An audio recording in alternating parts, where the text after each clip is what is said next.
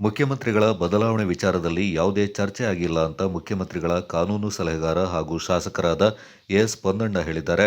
ನಗರದಲ್ಲಿ ಸುದ್ದಿಗಾರರೊಂದಿಗೆ ಮಾತನಾಡಿದ ಅವರು, ಮುಖ್ಯಮಂತ್ರಿ, ಉಪಮುಖ್ಯಮಂತ್ರಿ ದೆಹಲಿಗೆ ಹೋಗಿದ್ದಾರೆ. ಏನಾಗಿದೆ ಗೊತ್ತಿಲ್ಲ. ಶಾಸಕಾಂಗ ಪಕ್ಷದ ನಾಯಕ ಆಯ್ಕೆಯಾಗುತ್ತೆ. ಹೈಕಮಾಂಡ್ ಕೂಡ ತನ್ನ ಪ್ರಭಾವ ಬೀರುತ್ತೆ. ಇದು ನಮ್ಮ ಪಕ್ಷದಲ್ಲಿರುವ ಪ್ರಕ್ರಿಯೆ. ಪಕ್ಷದ ಸಭೆಯಲ್ಲಿ ಈಗಾಗಲೇ ಸಿದ್ದರಾಮಯ್ಯನವರೇ ನಾಯಕ ಅಂತ ತೀರ್ಮಾನವಾಗಿದೆ ಎಂದರು. ಏನೇ ಬದಲಾವಣೆ ಆಗಬೇಕಾದ್ರೂ ಪಕ್ಷದಲ್ಲಿ ಚರ್ಚೆ ಆಗಬೇಕು. ಸರ್ಕಾರ ಬಹಳ ಚೆನ್ನಾಗಿ ನಡೀತಾ ಇದೆ.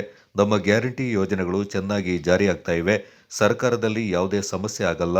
ಆದರೆ ಯಾರೋ 2 ಶಾಸಕರು ಡಿಸಿಎಂಗೆ ಬೆಂಬಲ ಎನ್ನುತ್ತಿದ್ದಾರೆ. ಬೆಂಬಲ ವ್ಯಕ್ತಪಡಿಸುವುದಕ್ಕೆ ಉತ್ಸುಕರಾಗಿ ಮಾತನಾಡ್ತಾ ಇದ್ದಾರೆ.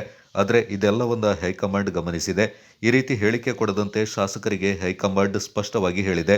ಏನೇ ಆದರೂ ಪಕ್ಷದಲ್ಲಿ ತೀರ್ಮಾನವಾಗಬೇಕು. ಈಗ ಮುಖ್ಯಮಂತ್ರಿಗಳು ಇದ್ದಾರೆ.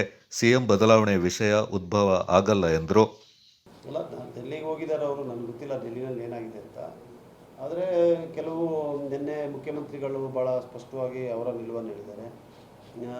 ಮತ್ತು ನಾನು ಮೊದಲು ಕೂಡ ಹೇಳಿದ್ದೀನಿ, ಶಾಸಕಾಂಗ ಪಕ್ಷದಲ್ಲಿ ಶಾಸಕಾಂಗ ಪಕ್ಷದ ನಾಯಕರ ನಾಯಕೆ ಆಗ್ತದೆ. ಹೈಕಮಾಂಡು ಕೂಡ ಅದರಲ್ಲಿ ತಮ್ಮದೇ ಆದಂಥ ಪ್ರಭಾವವನ್ನು ಬೀರುತ್ತದೆ. ಇದು ನಮ್ಮಲ್ಲಿ ಇರುವಂಥ ಒಂದು ಪ್ರಕ್ರಿಯೆ. ಈ ಪಕ್ಷದ ಸಭೆಯಲ್ಲಿ ಈಗಾಗಲೇ ಮಾನ್ಯ ಸಿದ್ದರಾಮಯ್ಯನವ್ರನ್ನ ಶಾಸಕಾಂಗ ಪಕ್ಷದ ನಾಯಕರಾಗಿ ಆಯ್ಕೆ ಆಗಿದೆ. ಏನೇ ಬದಲಾವಣೆ ಆಗಬೇಕಂದ್ರೂ ಅಲ್ಲಿ ಪಕ್ಷದ ಒಳಗಡೆ ಮತ್ತು ಶಾಸಕಾಂಗ ಪಕ್ಷ ಮತ್ತು ಹೈಕಮಾಂಡ್ ತೀರ್ಮಾನವನ್ನು ಮಾಡಬೇಕು. ಇವತ್ತು ಸರ್ಕಾರ ಭಾಳ ಚೆನ್ನಾಗಿ ನಡೀತಾ ಇದೆ. ಸರ್ಕಾರದಲ್ಲಿ ಯಾವುದೇ ಕೆಲವು ಆಡಳಿತದಲ್ಲಿರುವಂಥದ್ದು ಬಿಟ್ಟರೆ ಭಾಳ ಚೆನ್ನಾಗಿ ನಮ್ಮ ಗ್ಯಾರಂಟಿ ಯೋಜನೆಗಳಿರ್ಬೋದು, ಬೇರೆ ಯೋಜನೆಗಳಿರ್ಬೋದು, ಇದನ್ನೆಲ್ಲ ಅನುಷ್ಠಾನಕ್ಕೆ ತಂದು ಕಳೆದ 1 ವರ್ಷದಿಂದ ಭಾಳ ಚೆನ್ನಾಗಿ ಸರ್ಕಾರ ಅಂತೂ ನಡ್ಕೊಂಡು ಬರ್ತಾ ಇದೆ. ಅದರಿಂದ ಯಾವುದೇ ಸಮಸ್ಯೆ ಇಲ್ಲ. ಜನರು ಯಾರು ಬದಲಾವಣೆಯನ್ನು ಕೇಳ್ತಾ ಇಲ್ಲ. 1-2 ಶಾಸಕರು ತಮ್ಮ ಬೆಂಬಲವನ್ನು ವ್ಯಕ್ತಪಡಿಸಲಿಕ್ಕೆ ಭಾಳ ಉತ್ಸುಕರಾಗಿ ಮಾತಾಡ್ತಾ ಇದ್ದಾರೆ. ಅದು ಹೈಕಮಾಂಡ್ನವರು ಸ್ಪಷ್ಟವಾಗಿ ಹೇಳಿದ್ದಾರೆ. ಈ ರೀತಿಯಾದಂಥ ಮಾತುಗಳು ತಾವು ಹೇಳಬಾರ್ದು ಅಂತ ಕೂಡ ಹೇಳಿದ್ದಾರೆ.